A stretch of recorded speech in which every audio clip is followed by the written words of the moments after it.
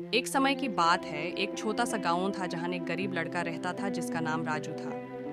राजू का एक सपना था कि वो एक दिन अमीर बनेगा और अपने परिवार को खुश रखेगा।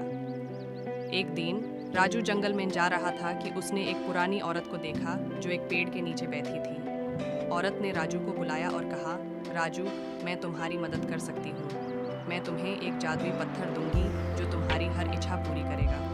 राजू ने सोचा कि यह एक अच्छा मौका है और उसने पत्थर को ले लिया। उसने अपनी पहली इच्छा की कि वो अमीर बन जाए और उसकी इच्छा पूरी हो गई। उसके पास बहुत सारा पैसा आ गया, लेकिन राजू ने अपने परिवार को खुश नहीं रखा। उसने अपने पैसों को सिर्फ अपने लिए खर्च किया और अपने परिवार को भूल गया। उसके परिवार वालों ने उसे समझाया कि पैसा सब कुछ नहीं है, लेकिन राजू ने उनकी बात नहीं सुनी। एक दिन राजू ने अपनी दूसरी इच्छा की कि वो राजा बन जाए और उसकी इच्छा पूरी हो गई।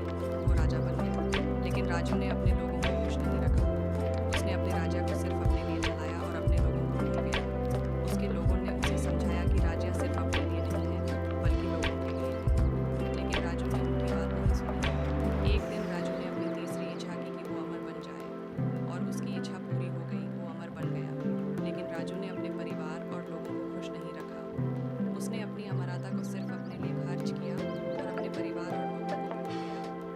उसके परिवार वालों और लोगों ने उसे समझाया कि अमरता सब कुछ नहीं है, बल्कि प्यार और सम्मान सबसे जरूरी है, लेकिन राजू ने उनकी बात नहीं सुनी।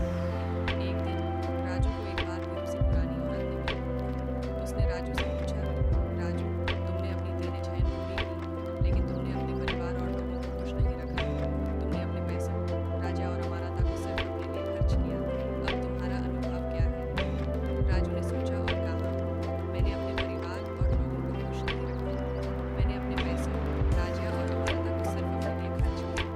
अब मैं समझता हूँ कि प्यार और सम्मान सबसे जरूरी है।